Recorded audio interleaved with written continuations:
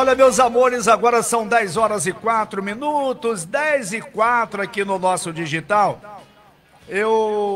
Como eu já anunciei aqui no nosso programa, desde o início, que nós iríamos conversar aqui hoje com a doutora Ana Laura Boechat Borges, bióloga, ela que é formada pela UENF e é mestre e doutora em bioquímica pelo Instituto de Química da Universidade de São Paulo.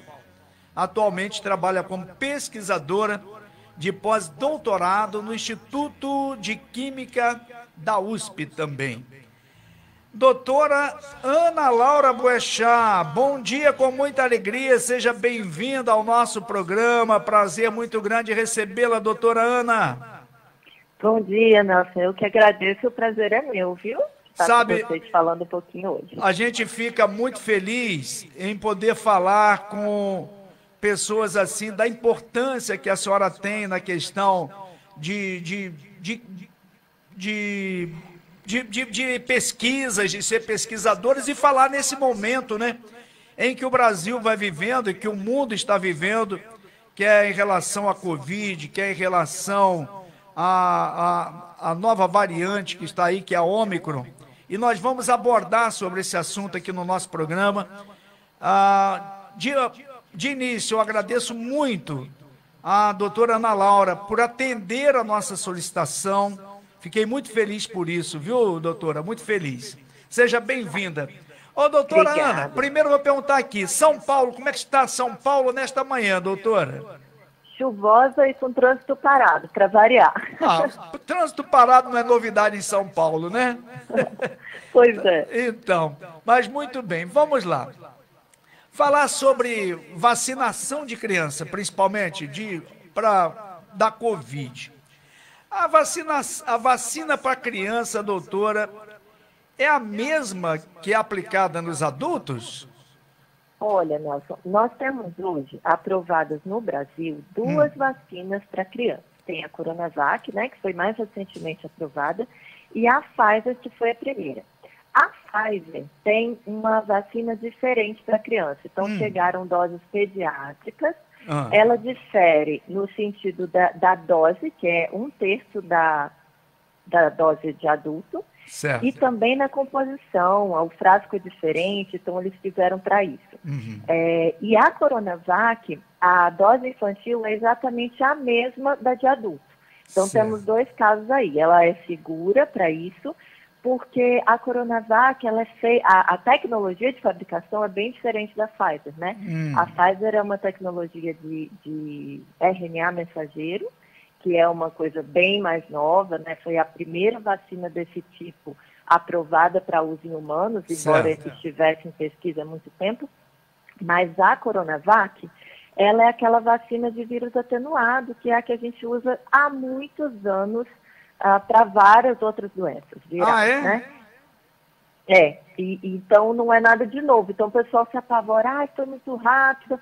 Não foi. Essas vacinas estão sendo desenvolvidas há anos para outras doenças. E a gente já toma esse tipo de vacina, que é feita da mesma forma que a Coronavac, a gente já dá nas nossas crianças há muito tempo. Então, ela é segura na mesma dose aplicada para adultos. Sim. E em relação... tem muita gente que fala assim, muita preocupação. Pai é coisa de pai, mãe, isso é uma coisa mais que natural, até porque... Nós temos alguns comentários que tentam sempre deturpar a boa informação. E aí tem gente que diz assim, e essa vacina, ela é experimental ou é uma vacina que veio para ficar? Ela não é experimental. O que o pessoal confunde, e eu acho que é fácil confundir mesmo, né, com essa tempestade de informações que a gente recebe a todo tempo. Sim. O pessoal confunde porque a gente tem lidado com esse termo, né, foi aprovado em caráter emergencial. Então, isso é por quê? Porque a gente está no auge de uma pandemia, a gente está nos 2 anos aí da pandemia, mas a gente estava correndo contra o tempo, né, as vacinas começaram a ser aplicadas em 1 ano de pandemia, né? Começou acho que em janeiro do ano passado. Sim. E precisava se correr contra o tempo. E essa análise de documentação para se aprovar uma vacina, ela pode ser muito demorada. E por que que não foi? Por que que a gente tem a impressão que foi tudo muito rápido e dá essa insegurança, né? Vou dar no meu filho, vou tomar uma vacina que foi desenvolvida muito rapidamente, enquanto as outras não foram? Porque era uma emergência. Então, os esforços do mundo inteiro, inclusive dinheiro, né? Foi empregado nisso, nesse único objetivo. Se toda vacina fosse assim, todas as vacinas seriam desenvolvidas muito rapidamente. Mas agora foi o mundo inteiro.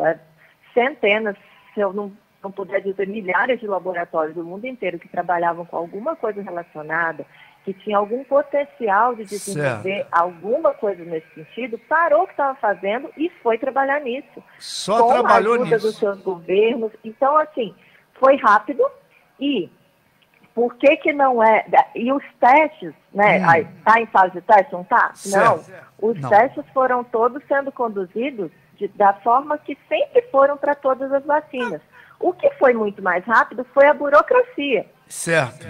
Então, assim, quando a Anvisa notifica que a vacina foi aprovada, ela já não está mais em fase de teste. Os testes já acabaram. Certo. Todo o relatório de teste já foi organizado e mandado para as agências reguladoras, que no nosso caso, no Brasil, é a Anvisa, né? Cada país tem a sua.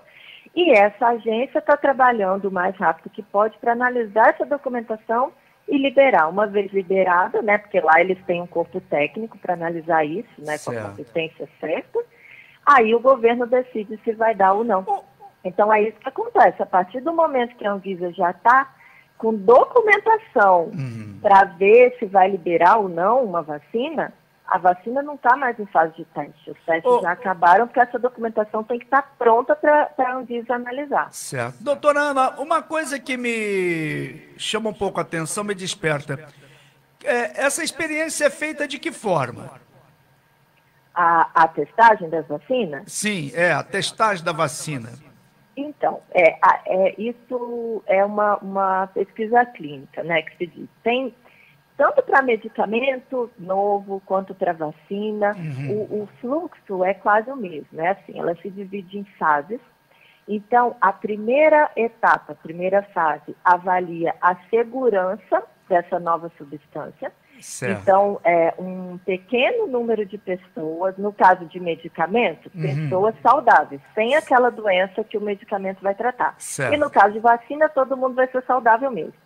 Um pequeno número de pessoas onde essa dose é aplicada. E aí avalia-se a segurança. Certo. Avaliando a segurança, relatando todos os possíveis, né, alguma reação adversa que pode ter surgido ali, essa substância passa ou não para o segundo nível, onde mais pessoas são testadas, e aí sim é avaliada segurança e eficácia. Certo. No caso de medicamento, é fácil, porque você pega já nessa segunda fase pessoas que têm aquela condição que o medicamento vai tratar e compara com pessoas que tomaram uma outra substância, que é um placebo, né, que não vai fazer nada, e vê se quem tomou o medicamento teve uma condição melhorada ou não. Ah, sim. Para vacina é mais complicado, porque o que você quer medir é se aquela pessoa não vai pegar aquela doença ou vai pegar de uma forma mais branda do que quem tomou placebo. Só que você não vai injetar o vírus na pessoa. Então, o que se faz? Por isso que os testes foram feitos em profissionais de saúde, que estavam lá em linha de frente. Você aplica a vacina, e o placebo também, né?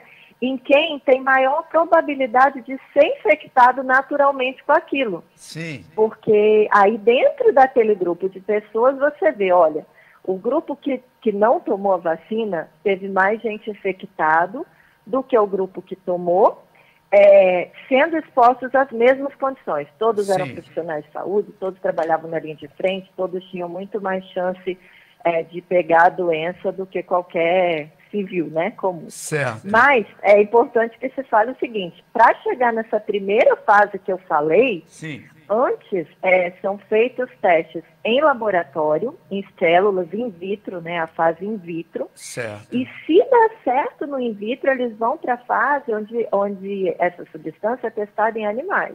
Então, só passa para a fase clínica, que é onde ela é testada em humanos, sim, depois que já mostrou segurança e certos sinais de eficácia em animais. Tá certo.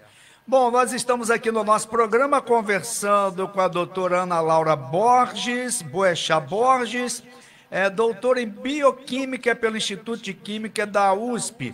E agora eu pergunto à doutora Ana o seguinte, e os efeitos colaterais da vacina em crianças? Muito tem se falado nisso, até circulou fake news, muito comentário a respeito desta questão do efeito colateral. O que a doutora Ana tem para falar a respeito desta situação? Então, Nelson, eu me baseio no que diz a Sociedade Brasileira de Pediatria, sim, e Imunologia, e, né, que são as autoridades nesse assunto. Né? Eu não sou médica, mas eu confio no que eles dizem, porque certo, eles são, né, as sociedades são compostas por quem realmente entende disso. E assim, o que essas sociedades dizem é que os efeitos esperados, né, as reações de vacina, não são diferentes do que qualquer outra vacina que a gente dê nas nossas crianças. Certo. E também não tem nenhum efeito muito diferente do esperado em adulto. Sim. Quando a gente toma uma vacina, ou vai dar uma vacina nos nossos filhos, né, não só de coronavírus, qualquer outra, sim, a gente já espera, né? Ó, pode dar febre, pode dar uma dor de cabeça, pode dar um mal-estarzinho, uma coisinha parecida com a gripe. Eu tenho, por exemplo, pessoas que relatam que não gostam de tomar a vacina da gripe todo ano porque sempre ficam gripados depois. É verdade. É uma reação comum, né? É uma reação comum. É uma reação comum, assim. Então, se você entrar lá, no site da Anvisa mesmo, eles sim, disponibilizam a bula das vacinas aprovadas. Então, a gente vê lá, reações mais comuns, que são as que acontecem em mais de 10%, né, de quem toma vacina. Elas não são diferentes para criança ou para adulto. Então, as mais comuns são, acho que dor no local da aplicação. É normal, né? Você pegar sim, uma agulha sem nada e aplicar ali nada, o soro que seja, vai doer. Lógico, dor no braço, leve dor de cabeça, febre já está entre os comuns, mas não super comuns, então em 1 a 10%. Então não varia muito não, é isso mesmo, como esperado para qualquer vacina. Tá. Ontem, doutora, nós conversamos aqui no nosso programa, lembrando de um pouquinho dos anos 70, em que houve uma vacinação em massa que foi feita pelo Exército Brasileiro. E uma coisa que me chamou a atenção, porque na escola em que eu estudava, no Colégio Geracolé, em Pureza, distrito de São Fidélis, o pessoal do Exército chegava na escola, e foi todas as escolas, com uma pistola, vacinando todo mundo, que a fila ficava lá, aquela pistola não era trocada, olha que coisa, né? Todo mundo levava a agulhada de uma mesma agulha. E os efeitos colaterais existiam. Aí hoje as pessoas ficam debatendo em questão de efeitos colaterais, que naquele tempo já tinha, e quase todos nós temos uma marca no braço em virtude disso. Não é? Então, é bom a gente lembrar disso para ver que isso é tudo bobagem o que discute hoje. Hoje nós estamos com a ciência muito mais evoluída, a tecnologia muito mais evoluída. Nós levamos uma agulhadazinha de uma agulha tão fininha que a gente quase que não percebe. Quase não é? Não percebe. E as dores são pequenas e, logicamente, que a reação vai ter, como todos nós tivemos naquela época, e hoje terão também, e nunca vão deixar de ter reação contra uma vacina, ou às vezes qualquer um outro medicamento que cria Exatamente. Efeitos colaterais, né? Sim, não é nada diferente do que sempre foi. Né? Existem pessoas que vão ter reações mais severas? Sim. Existem, como existe para qualquer vacina. É verdade. Então, eu sempre gosto de dar o exemplo, a pediatra da minha filha, ela tem 2 filhos, sim, e um dos filhos dela, ela é pediatra, ela passa todas as vacinas, E uma vacina da meningite, que eu dei na minha filha, inclusive foi a única vacina da vida dela que ela teve reação, mas foi uma febrinha, foi nada. Aham. Mas ela, a pediatra da minha filha, ela não me contou na época, eu soube por uma outra pessoa que o filho dela teve uma paralisia depois que tomou essa mesma vacina. Quer dizer, ele está na estatística de 0,00, pode acontecer, pode, mas você vai expor seu filho a uma probabilidade muito maior de contrair uma meningite e morrer? Verdade. E, assim, teve a paralisia, foi tratado, né? Deve ter ficado meses debilitado, mas hoje é adulto, Sim. É médico também e não tem nada. Ele podia ter tido uma meningite. Então, ela continua prescrevendo a vacina, né? Indicando, né? Não precisa ser prescrita, mas... Então, é aquilo, você não tem 100% de certeza de nada na vida. Mas a gente trabalha com probabilidades. A probabilidade hoje de uma criança pegar uma doença é muito maior do que ter uma reação muito grave a uma vacina, qualquer que seja. Né? Doutora Ana, vou tocar num assunto aqui que a senhora é pesquisadora, mas tem conhecimentos também de outra área. E uma coisa que hoje é destaque aqui, está no jornal o Globo, é o seguinte, fazendo uma pergunta. Coriza no dia da vacina. O que esclarecer? Deve tomar a vacina ou não estando com coriza? Ai, pois é, Nelson, isso é uma polêmica, né? Eu mesma tenho essa dúvida, e assim, eu moro em São Paulo, e aqui todo mundo tem rinite alérgica, pelas próprias condições climáticas e de poluição. Verdade. Então, coriza aqui é uma coisa frequente. Eu acho que vale a pena a pessoa se observar, porque, por exemplo, eu acordo com coriza todos os dias. Ah, sim. Então, se eu tiver uma coriza no dia, eu vou tomar porque essa é a minha condição normal. Mas se a pessoa nunca tem, se além da coriza está sentindo um mal-estarzinho, o indicado que a gente tem visto é que a pessoa não se vacine com sintomas gripais, né? Por dois motivos. Um é que se ela tiver realmente uma gripe forte, influenza, está correndo solta por aí também, né? A gente está com surto de influenza junto com da Covid. Se ela tiver realmente com uma infecção dessas, ela pode ficar mal e ela não vai saber se foi da vacina ou se é da gripe ou do Covid, se ela tiver Covid. E a outra questão é que isso pode, eu não sei se estou usando o termo correto, mas eu peço licença, mas meio que confundir o sistema imunológico. Quer dizer, você está com uma infecção, o seu sistema imunológico vai tentar reagir a ela e vai desencadear umas reações inflamatórias. É por isso que a gente sente mal-estar. E a vacina teria que fazer a mesma coisa, né? Fazer o organismo responder. Aí, de repente, você entra em contato com duas coisas. O agente patogênico que está te causando o resfriado, ou a gripe, ou a Covid, se essa coriza for Covid, né? Sim. E ainda o agente lá da vacina, que tem que fazer seu organismo responder. Então, talvez essa resposta não fique tão boa. E para criança, isso eu ouvi ontem, é recomendado que se a criança tenha gripe, resfriado ou Covid, que ela seja vacinada só um mês depois dos sintomas.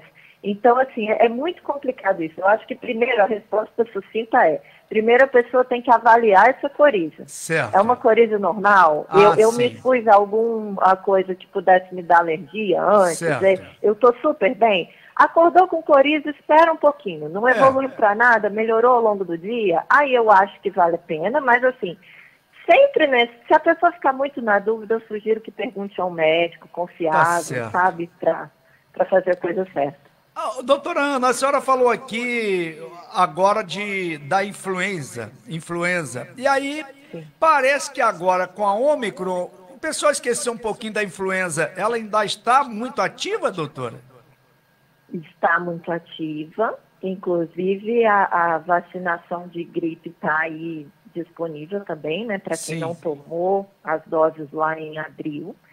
Tá, sim. E isso colaborou muito para o aumento de internação com doença respiratória. Antes da Ômicron, Porque agora a Ômicron parece que dominou, porque ela tem uma taxa de transmissibilidade muito alta. Isso. Mas um pouquinho antes da Ômicron, e tudo evolui muito rápido, né, Nelson? Eu estou falando aqui de 2, 3 semanas atrás. Ainda se tinha muita internação por influenza. Porque a gente teve, inclusive, aquela variante H3N2, que a vacina que a gente tomou em abril não cobre. E aí isso dificultou. E aí a gente tem que se proteger, não tem jeito. Lavar a mão, máscara, evitar aglomeração, é isso. Tá certo. Agora, para a gente fechar aqui essa participação tão brilhante em nosso programa. Hoje noticia-se de que na Dinamarca surgiu uma nova variante da Ômicron, doutora. Explica isso aí para a gente, por favor. É verdade, né? Então, assim, isso não é nada muito fora do esperado, porque eles estão chamando de subvariante, né? A Ômicron, que a gente tem falado até então, é chamada de AB1, e essa agora é a AB2, é uma subvariante. Que acontece? Ninguém sabe muito sobre ela ainda. Eu vou falar um pouquinho do que é a Ômicron, que aí a gente fica já em alerta para essa nova Ômicron. A Ômicron chamou a atenção de todo mundo, dos pesquisadores e das autoridades, porque está se fazendo um trabalho, né? Os países, a OMS recomenda que os países que têm condição de fazer isso sequenciem a maior parte possível, a maior quantidade possível das amostras, né, positivas aí dos seus países, para monitorar aparecimento de variante. Então, inclusive, você não falou na minha apresentação, mas eu estou trabalhando também como pesquisadora no Hospital Israelita Albert Einstein, onde a gente faz exatamente isso. A gente sequencia amostras de pacientes que deram positivo e consegue, através desse sequenciamento do material genético do vírus inteiro, ver qual variante que é. Isso tem. E é muito comum que essas amostras tenham pequenas variações, tenham mutações, que não significa uma nova variante, mas se você tem um acúmulo de tantas mutações, você já acende um alerta. Todo mundo que faz esse sequenciamento é obrigado a colocar, se não obrigado, fortemente aconselhado, a subir essa sequência, né? Colocar essa sequência num banco de dados mundial que a gente tem disponível hoje, que é o GISAID, e lá tem gente monitorando. Opa, no Brasil surgiu, não surgiu, tá? Estou dando um exemplo. No Brasil, o hospital publicou aqui, ó, esse Instituto de Pesquisa publicou aqui uma sequência que tem 50 mutações. Foi o caso da Ômicron. A Ômicron não foi sequenciada aqui primeiro, né? Mas ela surgiu na África do Sul, na verdade. Mas, assim, chamou atenção porque ela tinha 50 mutações que diferiam ela daquela linhagem original de Wuhan. E aí, quando tem muitas mutações, as pessoas já acendem um alerta e essa variante é chamada de variante de observação. Então, os pesquisadores eles vão ficar observando para ver o que acontece. Aí ela começou a aparecer no mundo todo. Então, pensaram, já é uma variante de preocupação, porque essas mutações, em conjunto, estão fazendo o vírus talvez ficar mais transmissível, talvez ele consiga fugir melhor do sistema imunológico, talvez ele não responda à vacina. Aí surgem os talvez e os pesquisadores vão atrás dessas respostas. Então, o que acontece? A Ômicron já se sabe hoje que ela é mais transmissível, mas ela é menos grave, ainda bem, do que a Delta, por exemplo, do que a que surgiu aqui também, a P1, que era a Gama, eu acho. Eu sempre me confundo com as letras, mas acho que é a Gama. A nossa P1 era muito virulenta, ou seja, ela causava uma doença muito grave. E a Delta não fez tanto estrago aqui no Brasil, porque talvez a gente já tivesse imunizado com a P1. É verdade. Mas, né? Mas a Ômicron, ela tem essa característica, ela tem muitas mutações, e 32 mutações dela estão naquela proteína spike, que é o espetinho, né, a coroinha, né, do coronavírus, parece uma mamonazinha, é o espetinho. E essa proteína spike é responsável por se ligar às nossas células e infectar O hospedeiro, né, a gente. Certo. E o que acontece? Dessas 32 mutações, mais de 10 mutações estão na região da spike, que é responsável por ligar em outra proteína da nossa célula para o vírus entrar na nossa célula. Então, eles já viram que a Ômicron tem uma afinidade muito melhor às proteínas ACE2 que estão ali recobrindo epitélio do nariz, tudo dessas vias aéreas superiores, então ele infecta muito bem ali. Mas tem uma proteína que é encontrada nos pulmões que parece que ele tem menos afinidade. Então, ainda bem, a Ômicron não infecta tão bem pulmão. Então, a infecção com a Ômicron fica ali nas vias aéreas superiores, que é o quê? Nariz, boca, garganta. Talvez por isso, ela, em conjunto com outras mutações que podem permitir isso também, mas talvez esse seja um dos motivos pelo qual ela seja tão mais transmissível que as outras, porque ela está aqui em cima. Então, as gotículas de saliva, espirro, tudo faz ela se espalhar melhor. E o que acontece, voltando à pergunta original? E essa subvariante da Ômicron, que surgiu agora, a ponto 2?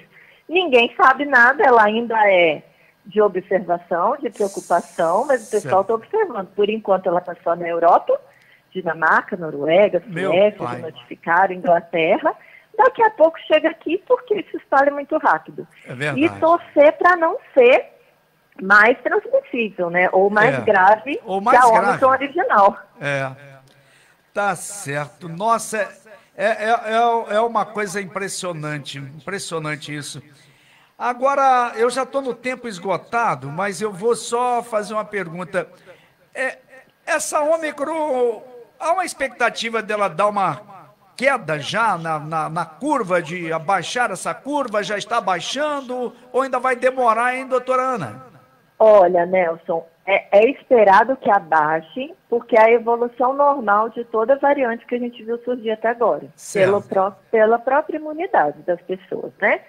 Mas no Brasil isso ainda não está acontecendo. Não, né? Então é hora da gente ficar em alerta, vacinar, porque isso deixa só. Eu sei que o tempo é esgotado, mas isso é importante. Vamos fazer um paralelo da primeira para a segunda parte aí. É verdade. A Ômicron, ela foge muito mais da nossa imunidade natural do que da imunidade conferida pela vacina. O que isso significa?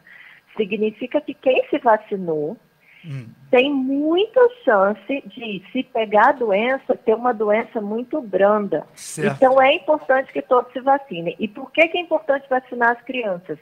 Porque hoje as crianças são o grupo mais exposto, porque quem não se vacinou ainda. Então a gente está em fase de voltar para as escolas, então eu sugiro que as pessoas corram atrás da vacina, porque senão a gente vai demorar para chegar nessa estabilidade da curva da Ômicron. Tá certo. E quanto mais o vírus se divide, quanto mais tem transmissão, maior é a chance de surgirem novas variantes, né? Porque a cada vez que ele se divide, surgem mutações e aí tem a história toda, que pode vir a ser uma variante. Muito bom. Doutora Ana Laura Boechat Borges, olha, eu estou muito feliz em poder receber a tua informação, da doutora aceitar o nosso convite para falar de algo tão importante aqui para os ouvintes da Via 5. Desejar para a senhora muito sucesso, muita paz, muita luz na sua carreira e somente agradecer por esse carinho que demonstrou aqui para o nosso programa, trazer tanto esclarecimento positivo, informações das mais importantes para cada um dos nossos ouvintes. Desejo para a doutora Ana Laura um final de semana abençoado, de muita paz, muita luz. E breve, quem sabe, doutora, voltaremos a conversar aqui no nosso programa. Grande abraço, bom final de semana. Amém, Nelson. Bom final de semana a você e todos os ouvintes. Se cuidem e muito obrigada por lembrar do meu nome. Quero dizer que eu estou disponível aí para novas participações, se precisar. Mas olha, vou aproveitar essa abertura que a senhora dá para a gente estar sempre falando aqui no programa, se possível, tá bom? Tudo bem, com certeza vou me sentir muito feliz com isso. Que bom. Muito obrigado, muito obrigado. Então esse foi o vídeo. Se ficou alguma dúvida, não deixe de nos falar nos comentários. E curta e compartilhe nosso canal, pois isso nos ajuda muito. Até a próxima!